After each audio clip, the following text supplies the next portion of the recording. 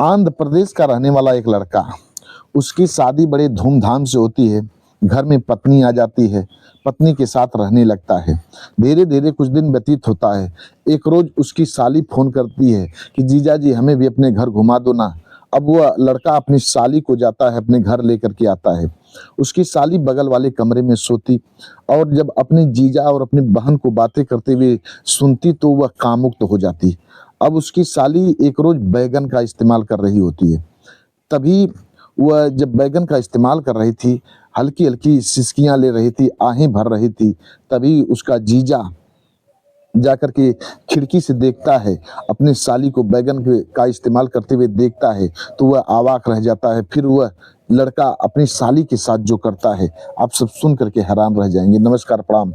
हम अजीत यादव शेरा भाई, हमारे इस चैनल में आप सबका बहुत बहुत स्वागत है। अगर आप लोग हमारे इस चैनल को सब्सक्राइब नहीं किए हों तो आप सबसे एक ही रिक्वेस्ट है कि आप लोग हमारे इस चैनल को सब्सक्राइब करें, लाइक करें, कमेंट करें। कहानी अच्छी लगे तो इसको शेयर जरूर करना। ये मनोरंजन के तौर पर इस कहानी को आप लोगों के बीच परोस रहे हैं। इस कहानी को आप लोग सुनिएगा, अन्यथा मत लीजिएगा और सुन करके आनंद लीजिएगा। अब कहानी शुरू होती है। यह कहानी शुरू होती है आंध्र प्रदेश से। यहीं के रहने वाले एक व्यक्ति जिनका नाम सुखई राम होता है। सुखई राम की पत्नी का नाम कमला देवी होता है। इन दोनों दंपत्ति के बीच में एक बेटा होता है जिसका नाम लोग बड़े प्यार से बब्बन लाल रखते हैं। बब्बन लाल बड़ा ही होनहार था, बड़ा ही तेज तर्राक था पढ़ने लिखने में। बब्बन लाल थोड़ा चंचल स्वभाव का था। बब्बन लाल को जब सभी गांव के लोग देखते थे तो उसको बहुत पसंद करते थे। बब्बन लाल पढ़ने लिखने में जितने होनहार था उतने खेलने कूदने में होनहार था, बात करने में बहुत होनहार था, लोगों को इंटरटेन करने में दक्ष था। गांव के लोग, गांव के जितने नौजवान लड़के थे, वृद्ध थे, सभी लोग बब्बन की खबर लेते। बब्बन को अगर कहीं जाते तो अपने साथ लेकर के जाते कि बब्बन लाल साथ रहेगा तो हम लोगों को खूब इंटरटेन करेगा। बब्बन लाल भी साथ जाता, लोगों को खूब आनंदित करता, खूब मजा देता। लोग उसकी बातों को सुनते, हंसते, तालियां बजाते, खिलखिलाते। बब्बन लाल भी खुशहाल, सभी लोग खुशहाल। धीरे धीरे बब्बन लाल बड़ा होता है। बब्बन लाल की जब पढ़ाई कंप्लीट हो जाती है तब एक रोज बब्बन लाल की माता कमला देवी अपने भाई मिठाई लाल को फोन करती हैं कि भैया कोई लड़की वाला हो तो उसको लेकर के आइए, बब्बन लाल की शादी करा दो। बब्बन लाल शादी के योग्य हो चुका है, घर में बहू आ जाएगी तो घर का काम काज करेगी, हमारा भी जी बचेगा, हम भी अब आराम करूंगी क्योंकि मैं भी अब धीरे धीरे वृद्ध हो चुकी हूँ, मुझसे उतना काम नहीं बन पाता है। अब बब्बन लाल के मामा मिठाई लाल एक लड़की वाले को लेकर के बब्बन लाल के घर आते हैं। उस लड़की वाले का नाम धनपत राम होता है। धनपत राम की पत्नी का नाम लक्ष्मीना देवी होता है। धनपत राम की दो बेटियां होती हैं। बड़ी वाली बेटी का नाम श्रद्धा होता है और छोटी वाली बेटी का नाम सुमन होता है। दोनों बेटियां बड़ी ही खूबसूरत, बड़ी ही होनहार, जो कोई भी उनको देखता कहता कि हाँ भाई धनपत राम की दो बेटियां हैं, पर बड़ी होनहार हैं, बड़ी खूबसूरत हैं। इधर जब मिठाई लाल के साथ धनपत राम बब्बन लाल के घर पर आते हैं तब मिठाई लाल कहते हैं कि धनपत राम यही मेरा भांजा है बब्बन लाल, इसको देखो, अगर अच्छा लगे तो पसंद कर लो शादी के लिए। धनपत राम बब्बन लाल को देखते हैं तो अपनी बड़ी वाली बेटी श्रद्धा की शादी के लिए बब्बन लाल को पसंद कर लेते हैं धनपत राम। अब शादी की तारीख तय करने के लिए बब्बन लाल के पिताजी अपने ही गांव के एक पंडित जी को बुलाते हैं। पंडित जी को बुला करके पतरा दिखवाते हैं। पंडित जी पतरा देखते हैं। पतरा देखने के बाद जिस दिन बब्बन लाल की शादी होती है, शादी की डेट तय करते हैं पंडित जी। फिर इसके बाद बब्बन लाल के पिताजी पंडित जी को दक्षिणा देते, फिर उनको विदा कर देते। पंडित जी अपने घर चले जाते हैं। इधर मिठाई लाल और धनपत राम अपने अपने लोग घर जाते हैं। जिस दिन बब्बन लाल की शादी थी, बब्बन लाल के पिता सुखई राम जी बड़ी धूमधाम से बाजे गाजे के साथ अपने बेटे की बारात लेकर के धनपत राम के घर जाते हैं श्रद्धा से शादी करने के लिए। इधर जब बारात धनपत राम के घर जाती है तो धनपत राम बड़ी धूमधाम से पूरे बारातियों का स्वागत करते हैं, सम्मान करते हैं। जो भी उनको बन पड़ा बारातियों को खिलाते हैं, पिलाते हैं। जितने बाराती थे बाजे गाजे पर नाचते, खाना खाते, फिर आनंद के साथ झूमते हुए बातें करते कहते हैं, हाँ भाई, धनपत राम ने जितनी हम लोगों की सेवा कर दी है, आज तक किसी लड़की वाले ने इतनी सेवा नहीं किया था जितना धनपत राम हम लोगों की सेवा किए हैं। सभी बाराती हंसी खुशी से रात बिताते। इधर पूरी रात विधि विधान के साथ जो वहाँ का कल्चर होता है उस नियम के अनुसार श्रद्धा की और बब्बन लाल की शादी होती है। जब शादी संपन्न हो जाती है, सवेरा होता है, बब्बन लाल अपनी पत्नी को कार में बिठा करके विदा करा करके अपने घर पर लेकर के आता है। जब अपने घर पर आता है तब बब्बन लाल की माँ कमला देवी अपनी बहू श्रद्धा को कार से बाहर निकालती हैं, फिर घर के अंदर लेकर के आती हैं। घर के अंदर जब वहीं जाती हैं, बब्बन लाल जितनी गांव की औरतें थी, हितई नतई की औरतें थी, सबको नेक देता है, कुछ पैसे देता है, कुछ गिफ्ट देता है। फिर इसके बाद अपनी पत्नी के साथ घर के अंदर जाता। जितने हितनाथ थे सभी लोग श्रद्धा को देखते तो उसकी खूबसूरती को देख करके उसको बहुत दुआएं देते। बब्बन लाल को लोग दुआएं देते। सभी हितनाथ दोनों की बड़ाइयां करते हुए अपने अपने घर चले जाते। धीरे धीरे कुछ दिन व्यतीत होता है। बब्बन लाल अपने माता पिता और अपनी पत्नी श्रद्धा के साथ अपने घर पर हंसी खुशी से रहने लगता है। एक रोज की बात है, बब्बन लाल की जो साली थी उसका नाम सुमन था। साली फोन करती है, कहती है, जीजा जी हमें भी अपने घर घुमा दीजिए ना, हमारी भी इच्छा हो रही कि मैं आपके घर आऊं, आपका घर देखूं और दीदी के साथ कुछ दिन रहूं, आपके साथ रहूं, फिर इसके बाद मैं अपने यहाँ चली आऊंगी। जब इतनी बात बब्बन लाल सुनता है तब अपनी पत्नी श्रद्धा से जाकर के सारी बात बताता है कि श्रद्धा, सुमन हमारे यहाँ फोन कर बैठी और उसने कही थी कि जीजा जी मैं आपके घर आना चाहती हूँ, दीदी के साथ कुछ दिन रहना चाहती हूँ। जब इतनी बात सुमन सुनती है, श्रद्धा सुनती है, तब कहती है कि जाइए, जब उसकी इच्छा है, यहाँ घूमने की इच्छा है तो जाओ सुमन को लेकर के आओ। अब अपनी पत्नी की बात, श्रद्धा की बात को मान करके बब्बन लाल अपनी पत्नी सुमन को लेने के लिए चला जाता है। सुमन अपने घर पर तैयार थी, जैसे अपने जीजा का इंतजार कर रही थी। अपने माता पिता से आज्ञा लेती है। माता पिता से आज्ञा लेने के बाद अपने जीजा बब्बन लाल के साथ बब्बन के घर पर आ जाती है। जब घर पर आती है अपने बहन से भेंट अखबार करती है। फिर इसके बाद अपने बहन के साथ वह सुमन रहने लगती है। धीरे धीरे कुछ दिन व्यतीत होता है। एक रोज अपने कमरे में सुमन सोई थी। बब्बन लाल अपनी पत्नी श्रद्धा के साथ अपने कमरे में सोया था। बब्बन लाल अपनी पत्नी से बातें करता है और अपनी पत्नी के साथ समागम करता, हंसता, बातें करता। इधर बगल वाले कमरे से सुमन सुनती, सारी बात को सुनती और सुनने के बाद मन ही मन कामुक्त हो जाती। उसे लग रहा था कि जीजाजी और दीदी आपस में लोग समागम कर रहे हैं। जब वह कामुक्त हो जाती तब वह जैसे बेचैन सी हो जाती। एक रोज की बात है, ऐसे ही अपने जीजा और दीदी की बात सुन रही थी और वो कामुक्त हो जाती है। तभी देखती है कि उसके जीजा कुछ सब्जियां लाए थे, सब्जियों में बैगन था। जब बैगन पर उसकी नजर पड़ती है तब वह वहां से उठती है और जाती है, बैगन को हाथ में उठा लेती है। बैगन को हाथ में उठाने के बाद उस बैगन का इस्तेमाल करने लगती है। जब बैगन का इस्तेमाल करने लगती है तब हल्की हल्की आहें भरने लगती है।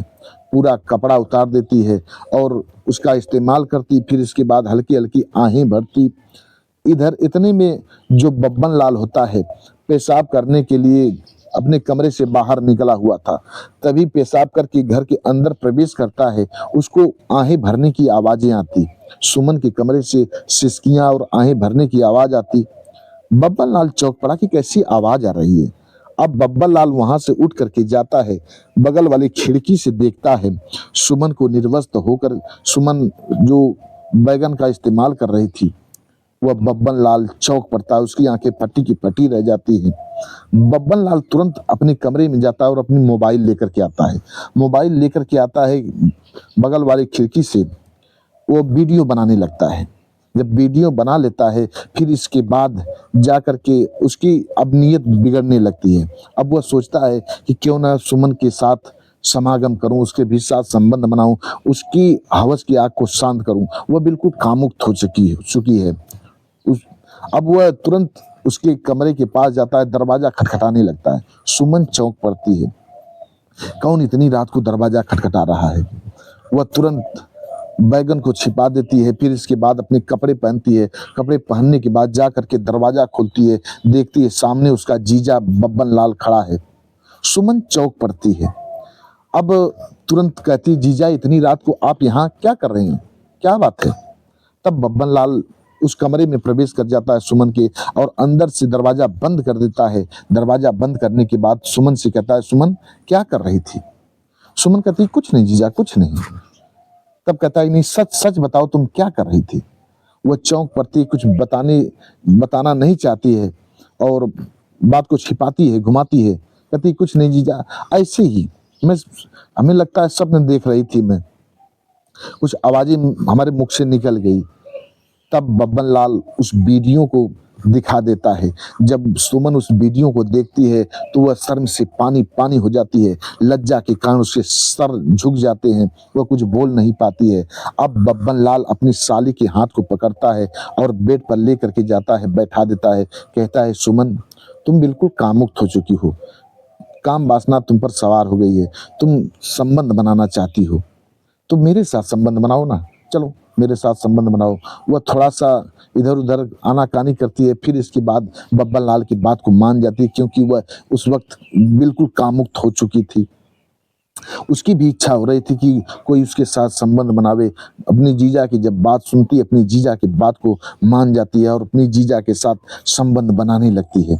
बब्बन लाल करीब करीब 2 घंटे तक अपनी साली के साथ संबंध बनाता है, फिर इसके बाद अपनी साली के कमरे से बाहर निकल जाता है। अब हर रोज रात को अपनी साली के साथ वह बब्बन लाल संबंध बनाता और मजे लेता। सुमन भी अपने जीजा के साथ संबंध बनाती और खूब मजा लेती। ऐसे ही करीब करीब 1 महीने का समय बीत जाता है। एक रोज सुमन के पिता धनपत राम जी फोन कर देते हैं अपनी बेटी श्रद्धा के मोबाइल पर और कहते हैं कि बेटी सुमन को अब घर भेज दो, उसकी माँ अकेले है, घर का काम काज कर नहीं पाती है और परेशान हो जाती है, उसको यहाँ भेज दो। जब इतनी बात श्रद्धा सुनती है तब अपनी बहन सुमन से कहती है, सुमन एक काम करो, अब तुम चले जाओ, माता पिता वृद्ध हो चुके हैं, घर का काम काज करते हैं, परेशान हो जाते हैं, तुम वहां चले जाओ, फिर कभी तुम्हारी इच्छा हो तो चले आना। श्रद्धा अपनी छोटी बहन को बार बार जब कहती है, सुमन का मन नहीं कर रहा था जाने का। जब श्रद्धा बार बार कहती है तब वह जैसे दबाव में हो चुकी थी, तब सुमन जाने के लिए तैयार होती है। ये बब्बन लाल लेकर के जाता है, छोड़ता है, वहीं सुमन रहने लगती है। करीब करीब 1 महीने का समय और व्यतीत होता है। अब एक रोज सुमन उल्टियां करने लगती है, उसकी तबीयत खराब हो जाती है, उल्टियां बार बार करती हैं। अब उसके माता पिता जब देखते हैं कि उसकी बेटी उल्टियां कर रही है, बिल्कुल परेशान है, उसके माता पिता हॉस्पिटल में लेकर के जाते हैं। वहाँ डॉक्टर साहब सोनोग्राफी करते हैं, अल्ट्रासाउंड करते हैं, तब पता चलता है कि सुमन प्रेग्नेंट है। जब इतनी बात उसके माता पिता सुनते हैं, उनके कान खड़े हो जाते हैं, होश उड़ जाते हैं, सोचने पर मजबूर हो जाते हैं, आखिर किसके साथ यह ऐसा कदम उठा बैठी कि यह प्रेग्नेंट हो चुकी है। अब सुमन की माँ अपनी बेटी सुमन से आकर के पूछती है, बताओ किसके साथ तुम ऐसा कृत्य कर बैठी। वह बताने से इनकार करती है। जब तब इतने में सुमन की माँ डांट करके अपनी बेटी से पूछती है, तब जाकर के सुमन कहती है कि जीजा के साथ मैं ऐसा कृत्य कर बैठी। अब सुमन के पिताजी अपनी बेटी श्रद्धा के मोबाइल पर फोन लगाते हैं और सारी बात बताते हैं कि बब्बन लाल सुमन के साथ ऐसा कृत्य कर बैठा कि वह प्रेग्नेंट हो चुकी है। अब श्रद्धा तुम बब्बन लाल से कहो कि वह सुमन से शादी कर ले। अब वो किससे शादी करेगी, कौन इससे शादी करेगा। तब श्रद्धा कहती कि पिताजी आप कैसी बातें कर रहे हो, वो किसी दूसरे के साथ ऐसा कृत्य कर बैठी होगी और झूठे उन पर आरोप लगा रही है, मैं मान नहीं सकती। तब सुमन मोबाइल ले लेती है, कहती है हाँ दीदी, जीजा के साथ मैं ऐसा कृत्य कर बैठी। श्रद्धा खूब सुमन को गालियां देती है, कहती है हरामजादी तू झूठ बोल रही है, तुम हमारे पति को बदनाम कर रही है और उन पर आरोप लगा रही है, कह रही कि हमारे साथ ऐसा कर बैठे, हमें प्रेग्नेंट कर बैठे। बिल्कुल सरासर झूठ बोल रही हूँ, मैं कदापि नहीं मान सकती। अब सुमन लाचार हो जाती है।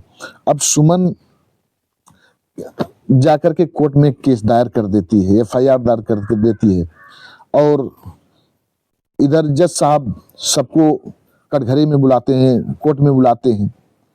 फिर इसके बाद जज साहब पूछते हैं सुमन से कि बताओ क्या हुआ। तब सुमन सारी बात बताती है कि जीजा के साथ मैं ऐसा कृत्य कर बैठी, संबंध बना बैठी और जीजा जी हमें प्रेग्नेंट कर दिए। अब मैं उनसे शादी करना चाहती हूँ। मेरी बहन जो श्रद्धा है इस बात को मानने से इनकार कर रही है। अब जज साहब बब्बन लाल को बुलाते हैं। जज साहब पूछते हैं कि क्या यह बात सच बोल रही है। बब्बन लाल कहता है कि हाँ साहब, बिल्कुल सही बोल रही है। फिर जज साहब अब श्रद्धा को बुलाते हैं, बब्बन लाल की पत्नी को। तब श्रद्धा कहती है कि साहब मैं इस बात को बिल्कुल नहीं मान सकती, यह किसी दूसरे के साथ संबंध बना बैठी है, यह दोनों मिले हुए हैं, शादी करना चाहते हैं और कुछ नहीं। मैं तभी मानूंगी जब इनका डीएनए जांच होगा, चेक होगा, जब उसमें प्रमाणित होगा कि नहीं यह बच्चा जो पल रहा है इसके गर्भ में इन्हीं का बच्चा है, तभी मैं मानूंगी, अन्यथा मैं शादी नहीं होने दूंगी। अब जज साहब कहते हैं ठीक है, जैसे तुम्हारी इच्छा। जज साहब आदेश दे देते हैं डीएनए जांच का। अब बब्बन लाल और जो सुमन के गर्भ में बच्चा पल रहा था उसका डीएनए मैच होता है, तो उसमें पता चलता है कि वास्तव में जो बच्चा पल रहा है ये बब्बन लाल का ही बच्चा है। अब जब इतनी बात, जब ये जांच देखती है, रिपोर्ट देखती है श्रद्धा, उसके होश उड़ जाते हैं। अब वो मान जाती है शादी के लिए। अब श्रद्धा के सामने सुमन और बब्बन लाल की शादी उसी कोर्ट में जज साहब के सामने हो जाती है। जज साहब के सामने जब शादी हो जाती है तब सुमन को लेकर के श्रद्धा के साथ बब्बन लाल अपने घर पर आता है, अपनी पत्नी के, दोनों पत्नियों के साथ रहने लगता है। जो सुमन थी, अब जो सुमन थी साली थी, अब वो उसकी बीवी बन जाती है। धीरे धीरे कुछ दिन व्यतीत होता है। सुमन एक बच्चे को जन्म देती है। बच्चे को जन्म देने के बाद अपनी बहन के साथ रहने लगती है। इधर जो सुमन के माता पिता की संपत्ति थी सब दोनों बेटियों के नाम हो जाता है। सुमन के माता पिता अपने ही बेटी और दामाद के घर आकर के रहने लगते हैं। बब्बन लाल अपने सास ससुर की सेवा सत्कार करता, माता पिता की सेवा सत्कार करता, अपनी दोनों पत्नियों के साथ अपने घर पर रहने लगता है और समय बिताने लगता है। बस आज की कहानी इतने तक। कहानी कैसी लगी आप लोग कमेंट बॉक्स में बताइएगा। हमारे कुछ व्यूअर हैं जो कि हर कहानियों को सुनते हैं, पसंद करते हैं। एक है ब्रोजेंद्रो सिंह, मणिपुर के रहने वाले हैं, हमारी हर कहानियों को सुनते हैं, बेहद पसंद करते हैं। डॉक्टर राकेश सैनी जी हैं जो कि बिजनौर के रहने वाले हैं, हमारी हर कहानियों को सुनते हैं, बेहद पसंद करते हैं। श्रवण मौर्य जी हैं जो कि कच्छ गुजरात से हैं, हमारी हर कहानियों को सुनते हैं, पसंद करते हैं। चंद्रशेखर यादव जी हैं, हमारे परम मित्र हैं, हमारी हर कहानियों को सुनते हैं, पसंद करते हैं। दिलीप कुमार जी बिहार के रहने वाले हैं, हमारी हर कहानियों को सुनते हैं, पसंद करते हैं। राकेश गौतम जी हैं जो कि जौनपुर के रहने वाले हैं, हमारी हर कहानियों को सुनते हैं, पसंद करते हैं। इन लोग वीडियो में नाम लेने के लिए अपील किए थे। आप लोग भी अपना नाम बुलवाना चाहते हैं तो कमेंट बॉक्स में अपना नाम दीजिए, एड्रेस पता दीजिए, आप लोगों का भी बारी बारी से नाम लिया जाएगा। कहानी कैसी लगी कमेंट बॉक्स में बताइएगा। अगर कहानी अच्छी लगे हो तो चैनल को सब्सक्राइब जरूर करिएगा। मिलते हैं अगले एपिसोड में किसी एक नई कहानी के साथ, इंटरेस्टिंग कहानी के साथ। तब तक के लिए नमस्कार।